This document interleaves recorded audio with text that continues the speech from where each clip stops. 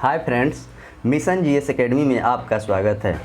Daily की तरह आज मैं फिर आपके लिए 40 क्वेश्चन का टेस्ट सीरीज लाया हूं, जो कि यह सप्ताह में 7 दिन चलता है और यह संडे को नहीं चलता है। सप्ताह में मंडे टू सैटरडे चलता है। इसमें 40 क्वेश्चन आते हैं, जो कि आपके एग्ज़ाम की दृष्टि से काफ़ी ही महत्वपूर्ण यह सेट साबित होता है। जो भी स्टूडेंट अभी तक इस सेट को ज्वाइन नहीं किए लोग, तो जल्द से जल्द मेरे चैनल को सब्सक्राइब करें और ज्वाइन कर लें, क्योंकि जो भी एग्ज़ाम आपका आगामी होने वाला है, बीपीएससी, बिहार दरोगा, Bihar police, Bihar SSC, one day जो भी एग्ज़ाम होगा उसमें इस सीरीज से काफ़ी ज़्यादा क्वेश्चन आएगा और इसमें जो डिस्कशन कराया जाता है वो काफ़ी महत्वपूर्ण तरीक़ा से डिस्कशन कराया जाता है कि आपके एग्ज़ाम में कहीं ना कहीं क्वेश्चन ज़रूर मिले। तो मैंने अभी तक इस सीरीज में 128 वीडियो डाल दिया है। जो भी स्टूडेंट अभी तक 128 वीडियो नहीं देखें तो प्लेलिस्ट में जाएं, सारे वीडियो पड़ा है। और मेरा Telegram channel mission GS academy Patna से चलता है, उसे भी आप ज्वाइन कर लें, वहाँ पे सारे पीडीएफ भी आपको मिल जाएगा।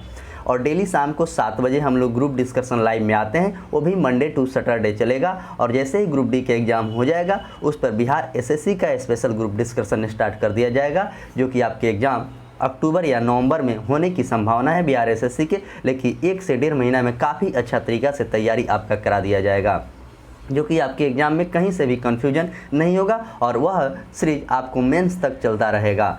और जो भी लोग अभी तक मेरे चैनल पे सब्सक्राइब नहीं किए तो चैनल को आप लोग सब्सक्राइब कर दें, लाइक कर दें और अपने दोस्तों में ज़्यादा से ज़्यादा शेयर करें कि और भी स्टूडेंट को इससे फ़ायदा मिले। तो दोनों सीरीज में आप पार्टिसिपेट जरूर हों। और दोनों सीरीज काफ़ी इंपॉर्टेंट सीरीज है, जो कि जीके जीएस के दृष्टि से और करंट अफेयर्स के दृष्टि से। जितना आपको जीके जीएस और करंट अफेयर्स में मेहनत करना है, उतना ही आपको मैथ रीजनिंग पर भी मेहनत करना है, क्योंकि रिजल्ट आपके एक सब्जेक्ट से नहीं होता है। रिजल्ट लेने के लिए आपका हर सब्जेक्ट में एवरेज तैयारी होगी, तभी आपका रिजल्ट होगा। आप देख ही रहे हैं कि कट ऑफ किसी भी एग्ज़ाम का कितना जा रहा है। कल एनटीपीसी का भी रिजल्ट आया है, तो आप खुद ही देख लीजिए कि उसका कट ऑफ कितना गया है। तो उसी हिसाब से तैयारी करना है और अच्छे से एग्ज़ाम देना है। और ग्रुप डी बीपीएससी की बात करें तो फाइनली नोटिस कल उसका आ चुका है। एग्ज़ाम 21 तारीख को ही होगा और 14 तारीख को उसका एडमिट कार्ड डाउनलोड होगा। तो आप लोग को ये जानकारी मिल ही गई होगी। सोशल मीडिया के माध्यम से आजकल कोई भी जानकारी तुरंत ही मिल जाता है। तो मैं आशा करता हूं कि मैंने जितना भी बात आपको बताया है आप अच्छे तरीके से समझ गए होंगे। तो इसको आप फॉलो कीजिए। किसी भी चीज़ को आप कंटिन्यू फॉलो करेंगे आपको उसमें सफलता ज़रूर मिलेगी। सफलता एक टीचर आपको राह दिखा सकता है, सफलता नहीं दिला सकता है। सफलता के लिए खुद अपने से मेहनत करना पड़ता है। जो जितना मेहनत करता है उसको उतना मिलता है। तो आप भी अच्छे से मेहनत कीजिए, आप भी ज़रूर सफल होइएगा। चलिए आइए आज का क्वेश्चन देखते हैं क्या है। भारत का प्रथम गवर्नर जनरल कौन था? यहाँ पर पूछा गया है कि भारत का प्रथम गवर्नर जनरल कौन था? Lord Mountbatten, Rajagopalachari, Lord William और लॉर्ड विलियम हॉकिंस। तो यहाँ पर पूछा गया कि भारत का प्रथम गवर्नर जनरल आपको ऑप्शन सी यानी कि लॉर्ड विलियम बेंटिंग्स है।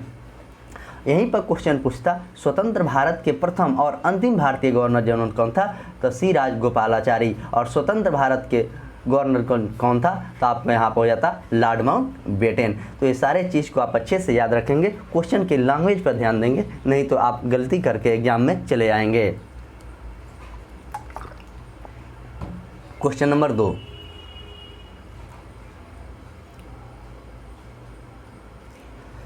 किस अनुच्छेद के तहत कहा गया है कि राष्ट्रपति की शक्ति निहित होगा?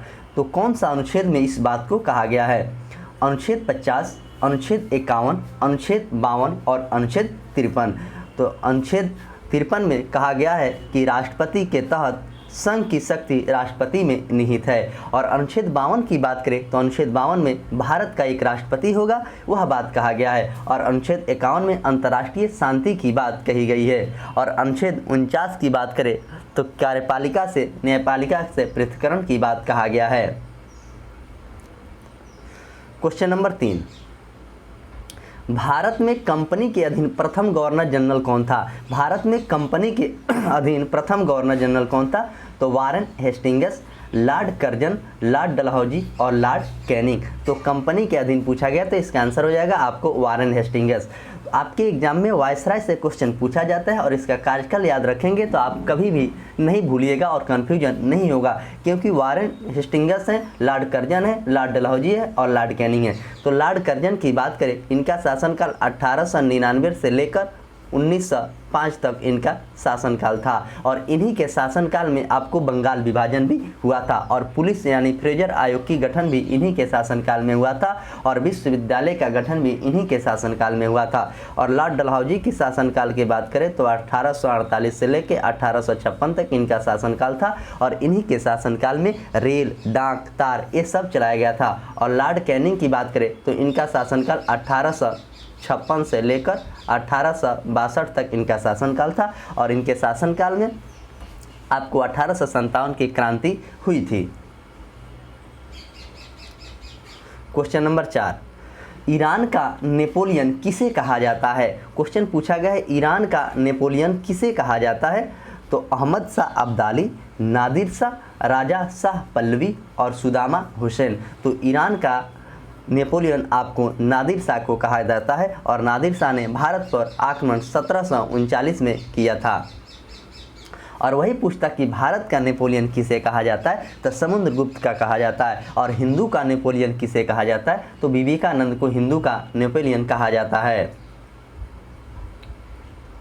क्वेश्चन नंबर 5, भारत का नागरिक मूल अधिकार का हनन होने पर किस अनुच्छेद के तहत सर्वोच्च न्यायालय में अपील कर सकता है? अगर भारत का कोई भी नागरिक है उसका अगर मूल अधिकार का कोई हनन करता है तो सर्वोच्च न्यायालय में अपील दायर कर सकता है। किस अनुच्छेद के तहत? यह क्वेश्चन पूछा गया और काफ़ी ही अच्छा क्वेश्चन है।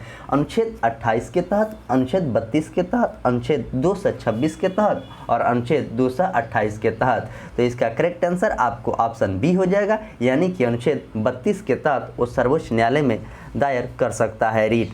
और अनुच्छेद 32 को संविधान का आत्मा भीमराव अंबेडकर ने कहा था और इसे संवैधानिक उपचार भी कहा जाता है।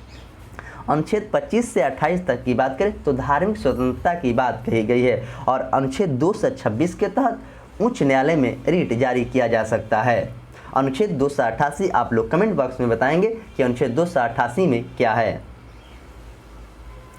क्वेश्चन नंबर 6, भारत के नागरिक मूल अधिकार के हनन पर किस अनुच्छेद के तहत उच्च न्यायालय में अपील कर सकता है? तो वहाँ पर पूछा था सर्वोच्च न्यायालय और यहाँ पर पूछा गया है कि उच्च न्यायालय। तो मैंने ये सारे चर्चा कर दिया, तो इसका करेक्ट आंसर आपको ऑप्शन 226 अनुच्छेद के तहत उच्च न्यायालय में रीट जारी कर सकता है। आइए क्वेश्चन नंबर 7, भारत का सबसे बड़ा गिरजाघर कौन सा है? भारत का सबसे बड़ा गिरजाघर पूछा गया सेंट पीटर, सेंट लुइस, पादरी की हवेली और सेंट कैथेड्रल। तो भारत के सबसे बड़ा गिरजाघर आपको सेंट कैथेड्रल है। क्वेश्चन नंबर 8, टंगस्टन का गलनांक लगभग कितना होता है? एग्जैक्ट नहीं पूछा गया है, पूछा गया कि लगभग कितना होता है। 3000 degree Celsius, 3500 degree Celsius, 4000 degree Celsius और 4500 डिग्री सेल्सियस। तो टंगस्टन का गलनांक आपको 3475 के आसपास होता है, इसलिए इसका आंसर हो जाएगा 3500 डिग्री सेल्सियस टंगस्टन का गलनांक। और बल्ब का फिलामेंट आपको टंगस्टन का ही बना होता है। क्वेश्चन नंबर 9, मानव शरीर का सर्वाधिक कोलेस्ट्रॉल बनाने वाला स्थान कौन सा है? मानव शरीर का सर्वाधिक कोलेस्ट्रॉल बनाने वाला स्थान कौन सा है? तो गुर्दा, अग्नाशय, आमाशय और यकृत। तो मानव शरीर का सर्वाधिक कोलेस्ट्रॉल बनाने वाला कौन सा अंग है यह पूछा गया है। तो इसका आंसर हो जाएगा आपको ऑप्शन डी, यानी कि यकृत यानी कि लीवर। गुर्दा रक्त को शुद्ध करता है। अग्नाशय अंतःस्रावी और बाह्यस्रावी दोनों ग्रंथि है। क्वेश्चन नंबर 10, आज के सेशन में अनुच्छेद से काफ़ी क्वेश्चन है, तो अनुच्छेद को आप रिपीट कीजिएगा। आपके ग्रुप डी के एग्जाम में अनुच्छेद से क्वेश्चन पूछा जा रहा है। राष्ट्रीय आपातकाल के समय किस अनुच्छेद में दी गई स्वतंत्रता प्राप्त हो जाती है? अनुच्छेद 16, अनुच्छेद 18, अनुच्छेद 19 और अनुच्छेद 20। तो इसका करेक्ट आंसर आपको ऑप्शन सी हो जाएगा, यानी कि अनुच्छेद 19। राष्ट्रीय आपात के समय अनुच्छेद 19 लागू हो जाता है। और 16 की बात करें तो अवसर के समानता की बात अनुच्छेद 16 में कहा गया और 18 की बात करें तो उपाधियों के अंत की बात 18 में कहा गया है। और अनुच्छेद 20 की बात करें तो 20 में आपको दोष सिद्धि की बात कही गई है और 22 में आपको गिरफ्तारी की बात कहा गया है। क्वेश्चन नंबर 11, नाटो की स्थापना कब हुआ था? यह क्वेश्चन आपके एग्जाम में पूछ चुका है, बीपीएससी के एग्जाम में पूछा था और आगे भी पूछने की काफ़ी संभावना है। ऑप्शन इतना कॉम्प्लिकेटेड बनाया गया है कि आप क्वेश्चन में गलत करके आ सकते हैं। 4 अप्रैल 1949, 14 अप्रैल 1949, 24 अप्रैल 1949 और 14 अप्रैल 1950। तो नाटो की स्थापना की बात करें तो ऑप्शन ए यानी कि 4 अप्रैल 1949 की इसकी स्थापना हुआ था और ब्रुसेल्स इसका मुख्यालय है। 24 अप्रैल को आपको पंचायती राज दिवस मनाया जाता है और 14 अप्रैल को भीमराव अंबेडकर की जयंती भी मनाई जाती है। क्वेश्चन नंबर 12, देश का पहला विद्युत संयंत्र की स्थापना कब हुई थी? देश का पहला विद्युत संयंत्र की स्थापना कब हुई? 1939 में, 1949 में, 1959 में और 1969 में। तब विद्युत संयंत्र की स्थापना यहाँ पर पूछा गया, तो इसका आंसर हो जाएगा आपको ऑप्शन डी यानी कि 1969 में हुआ था। उस समय भारत की प्रधानमंत्री इंदिरा गांधी थी।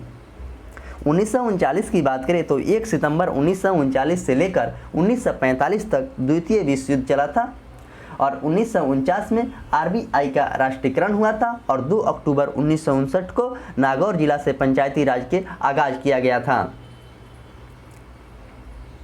आइए क्वेश्चन नंबर 13 देखते हैं। दक्षिण भारत की सबसे ऊंची चोटी कौन सा है? दक्षिण भारत की सबसे ऊंची चोटी पूछा गया तो अनाईमुड़ी, दूधा बेटा, धूपगढ़ी और अमरकंटक। तो दक्षिण भारत की सबसे ऊंची चोटी आपको अनाईमुदी है जिसकी ऊंचाई 2697 है। धूपगढ़ी की बात करें तो धूपगढ़ी आपको मध्य प्रदेश में पड़ता है और अमरकंटक की बात करें तो अमरकंटक भी आपको मध्य प्रदेश में पड़ता है। क्वेश्चन नंबर 14, बिना ताज का बादशाह किसे कहा जाता है? बिना ताज का बादशाह किसे कहा जाता है? रविंद्रनाथ टैगोर, राजा राम मोहन राय, सुरेंद्र नाथ बनर्जी और ऑप्शन डी की बात करें तो दयानंद सरस्वती। तो बिना ताज का बादशाह आपको ऑप्शन सी सुरेंद्र नाथ बनर्जी को कहा जाता है। रविंद्रनाथ टैगोर की बात करें तो गीतांजलि के लिए इन्हें 1913 में सबसे पहले नोबेल पुरस्कार मिला था। राजा राम मोहन राय ने ब्रह्म समाज की स्थापना किया था। दयानंद सरस्वती ने वेदों की ओर लौटो का नारा दिए थे। क्वेश्चन नंबर 15, कलकत्ता में सुप्रीम कोर्ट की स्थापना कब हुई थी? तो कलकत्ता में जब सुप्रीम कोर्ट की स्थापना हुई थी 1773 के रेगुलेटिंग एक्ट के तहत 1774 में कलकत्ता में सुप्रीम कोर्ट की स्थापना हुआ था। उसका प्रथम मुख्य न्यायाधीश सर एलिजा एम्फे थी। तो ये बात आप अच्छे से याद रखेंगे, ये भी क्वेश्चन आपके एग्जाम में कई बार पूछा जा चुका है। क्वेश्चन नंबर 16, पोंग बांध किस नदी पर है? पोंग बांध जो है वो भारत के किस नदी पर है? रावी, चिनाब, ब्यास और सतलज। तो पोंग बांध आपको ऑप्शन सी यानी कि ब्यास नदी पर है। दुलहस्ती परियोजना की बात करें तो चिनाब नदी पर दुलहस्ती परियोजना है।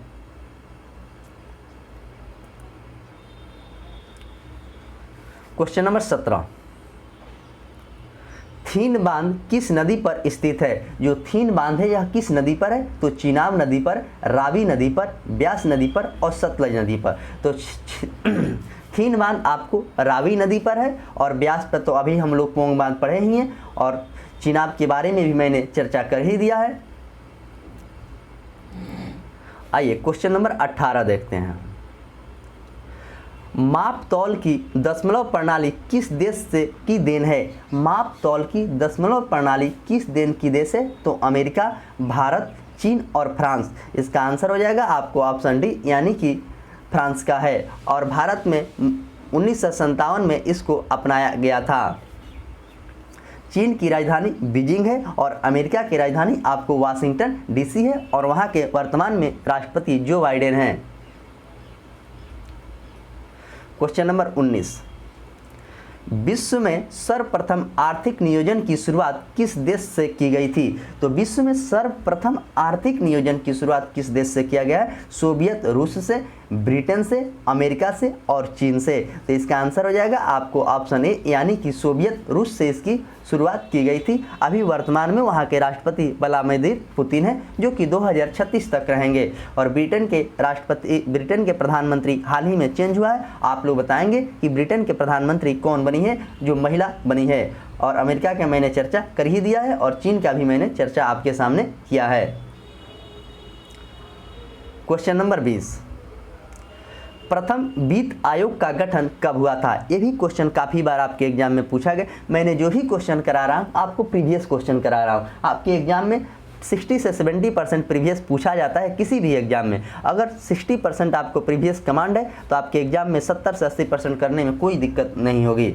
तो प्रथम वित्त आयोग का गठन आपको ऑप्शन बी यानी कि 1951 में हुआ था। और प्रथम वित्त आयोग की बात करें तो केसी नियोगी इसका प्रथम अध्यक्ष थे। और वित्त आयोग की बात करें तो अनुच्छेद 280 में वित्त आयोग की बात भी कहा गया है। 1949 की बात करें तो 26 नवंबर 1949 को संविधान को अंगीकार किया गया था। और राज्यों का पुनर्गठन की बात करें तो 1953 में राज्यों का पुनर्गठन किया गया था फजल अली की अध्यक्षता में। और 1955 की बात करें तो एसबीआई की स्थापना आपको 1955 में हुआ था 1 जुलाई को। क्वेश्चन नंबर 21, रिजर्व बैंक से नोट निर्गम कार्य कब रहा? रिजर्व बैंक से नोट निर्गम का कार्य कर रहा है 1928 से, 1938 से, 1948 से और 1958 से। यह क्वेश्चन काफ़ी अच्छा क्वेश्चन है, इसका सन याद करना एकदम जरूरी है। तो इसका आंसर हो जाएगा आपको ऑप्शन बी 1938। बरदौली सत्याग्रह 1928 में हुआ था।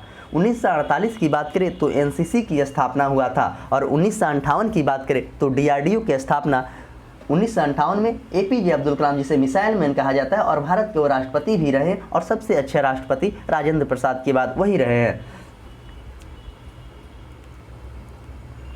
क्वेश्चन नंबर 22, नोटों एवं सिक्कों पर कब से अशोक स्तंभ अंकित होने लगा? नोट पर और सिक्का पर कब से अशोक स्तंभ अंकित होने लगा? ये भी क्वेश्चन अपने आप में काफ़ी शानदार क्वेश्चन है। 1938 से, 1949, 1953 और 1958।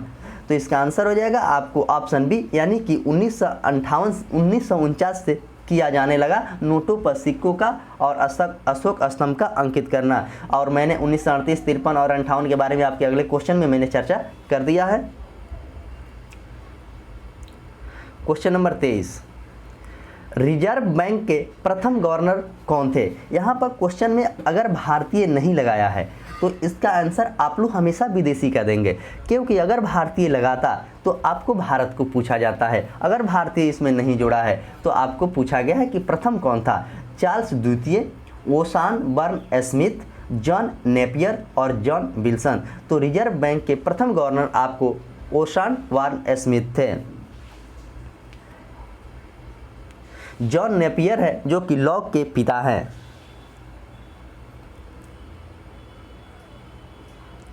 क्वेश्चन नंबर 24, विश्व की अर्थव्यवस्था में भारतीय अर्थव्यवस्था का कौन सा स्थान है? तो भारतीय अर्थव्यवस्था अभी फिर आपके 5वें स्थान पर आया है। तो ये पहले का क्वेश्चन है, तो अभी भारत का स्थान अर्थव्यवस्था में 5वें यानी 5वें स्थान पर है। क्वेश्चन नंबर 25, भारत की राष्ट्रीय आय के सर्वाधिक योगदान किस क्षेत्र से आता है? भारत की राष्ट्रीय आय के योगदान किस क्षेत्र से आता है? इस क्वेश्चन को पूछा है। प्राथमिक क्षेत्र, द्वितीय क्षेत्र, तृतीय क्षेत्र और इनमें से कोई नहीं। तो इसका करेक्ट आंसर आपको ऑप्शन सी हो जाएगा यानी कि तृतीय क्षेत्र के अंतर्गत आता है। प्राथमिक क्षेत्र के अंतर्गत कृषि आते हैं। क्वेश्चन नंबर 26, विषुवत रेखीय प्रदेश में किस प्रकार के वन पाए जाते हैं? विषुवत रेखीय प्रदेश जो है उसमें किस प्रकार के वन पाए जाते हैं, यह क्वेश्चन पूछा गया है। टुंड्रा वन, टैगा वन, सदाबहार वन और पतझड़ वन। तो विषुवत रेखीय प्रदेश में किस प्रकार के वन पाए जाते हैं? तो इसमें सदाबहार वन पाया जाता है। और सदाबहार वन आपको कहाँ पे है? पश्चिम बंगाल में है। आइए क्वेश्चन नंबर 27 देखते हैं।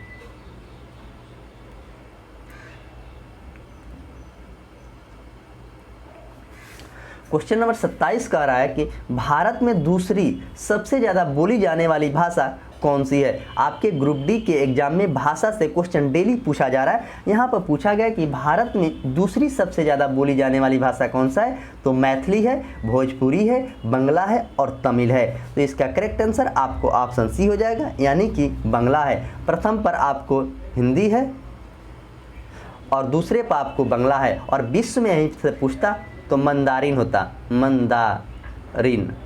मंदारिन विश्व में बोली जाती है और मंदारिन चीन की भाषा है।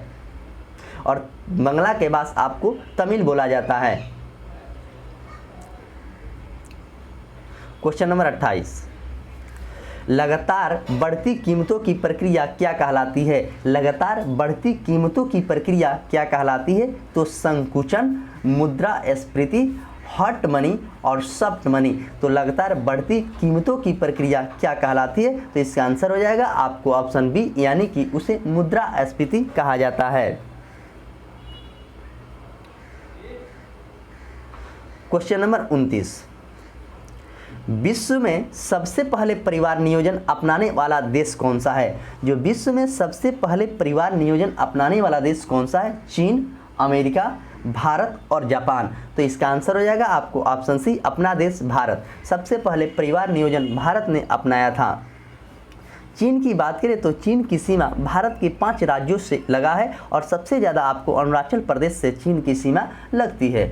और अमेरिका के उपराष्ट्रपति कैमला हैरिस है, जो कि भारतीय मूल की नागरिक है। और जापान की बात करें तो जापान की राजधानी आपको टोक्यो है। और जापान के हाल ही में प्रधानमंत्री, जो भूतपूर्व प्रधानमंत्री थे, उनको गोली मार के हत्या कर दिया, जिसे शिंजो आबे थे।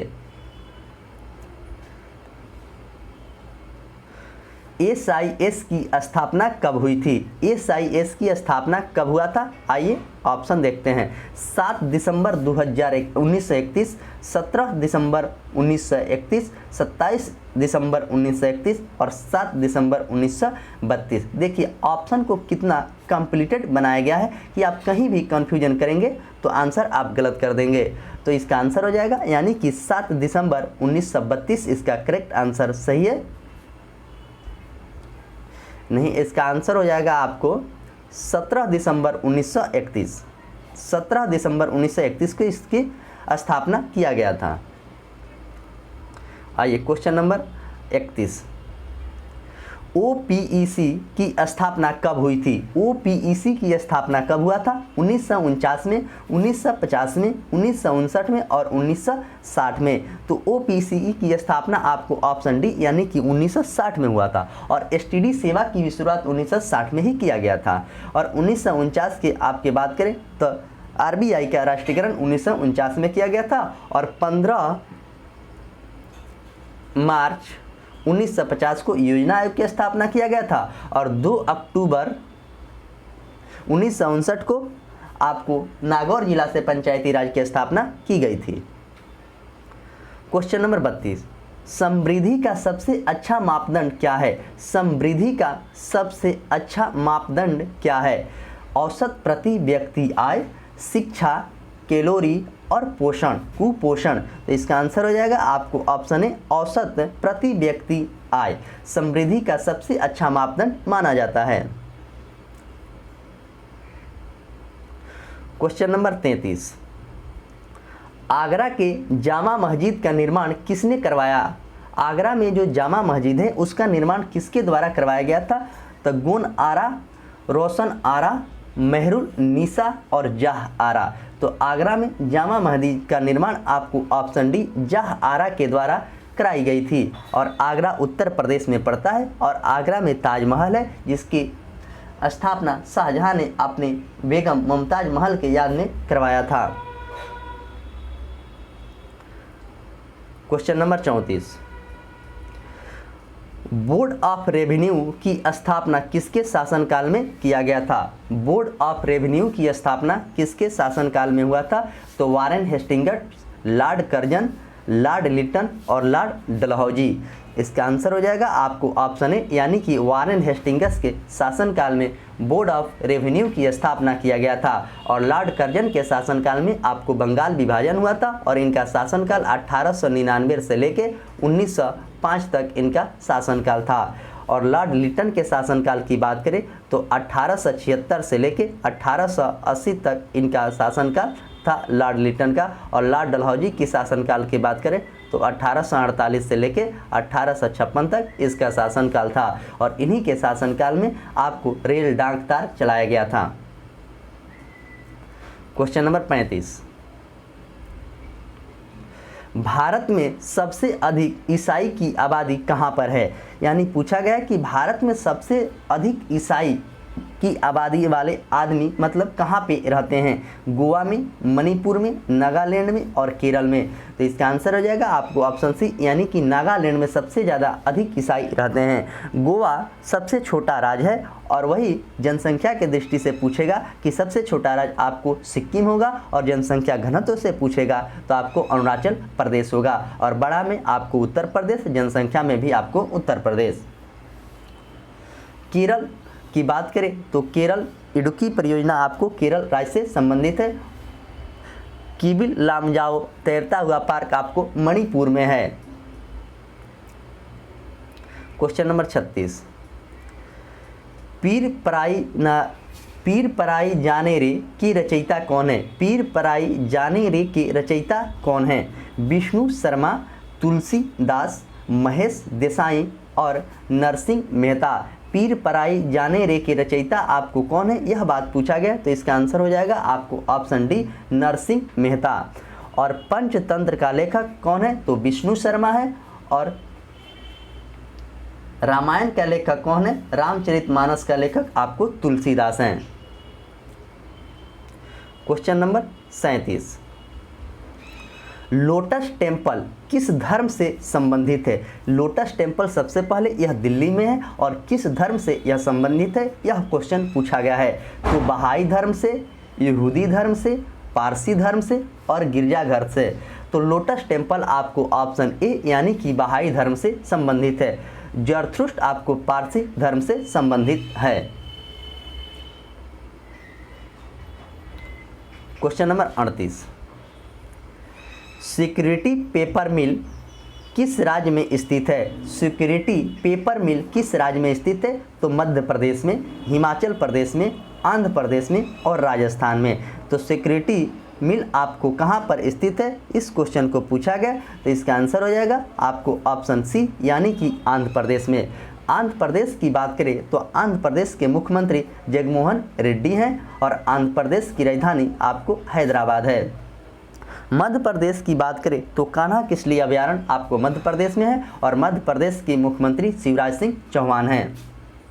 राजस्थान की बात करें तो अरावली पर्वत आपको राजस्थान में है और राजस्थान के मुख्यमंत्री अशोक गहलोत हैं।